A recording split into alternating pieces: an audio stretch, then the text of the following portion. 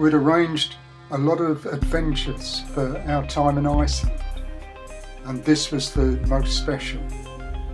The weather was so crazy it got cancelled, but then rearranged, so we did all of this on the day before we came home. We didn't know what sort of vehicle we'd go in. We saw these big trucks. They'd got the name of the company on. It looked promising. And then this one arrived. But it had a problem, so we had to change. So this is the one that we did the trip in. A bit of a monster and very exciting, but quite difficult to get into, as you can see. After a couple of hours we were on the glacier, along with a lot of others.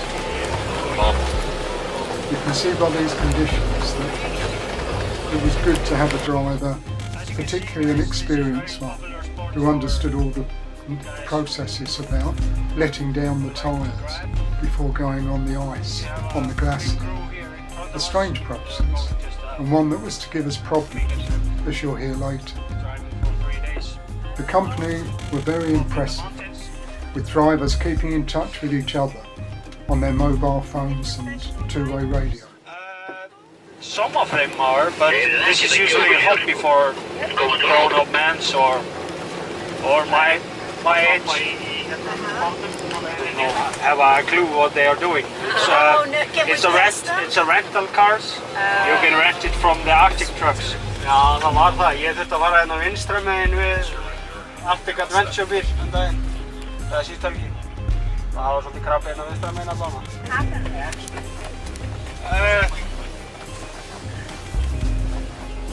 I don't know. I'm glad you didn't make it out. Sometimes they like to play those sprinters.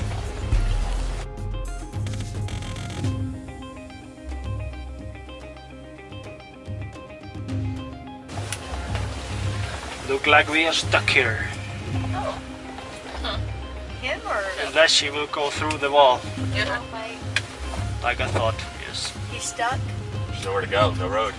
They have completely break all the... Oh, cool. No, it is not cool. It is not cool. It is not cool. We soon arrived at what Bart called the base camp, which was just a hut really, and put on our special equipment, the personal protective equipment to wear on the snowmobiles. This happened so incredibly quickly that in no time at all we were out, receiving the briefing and on our way. No time to fix up the camera on the special harness, so I've nicked these clips off of YouTube. The acceleration was incredible.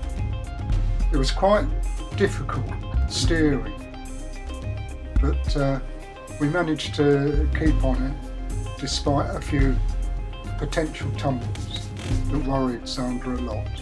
I was glad of the rest when we got to the ice cave, which was a strange place, natural, but in need of a bit more explanation than we got. The glistening water I assumed was some sort of mineral, but apparently a few people close by were able to break it off and drink it. Water from thousands of years ago. Incredible.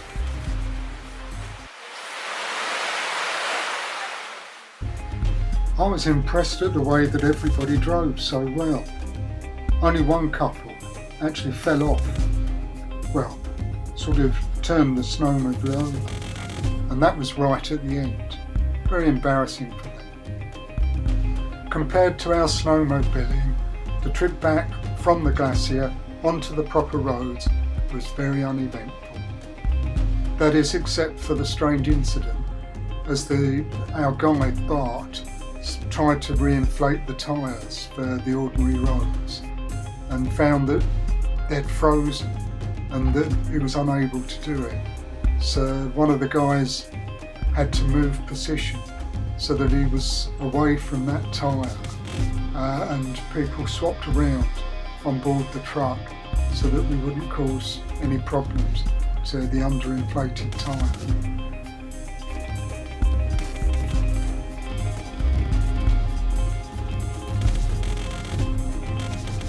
This truck looked incredible, and I was hoping that we'd go on one like it. It was operated by the same company, but they kept it at the start of the glacier, so you could only use it if you could get to the starting point. So people with hire cars tended to be on board. So the snowmobiling had been fantastic, and there was more to come. The secret lagoon. Hooray!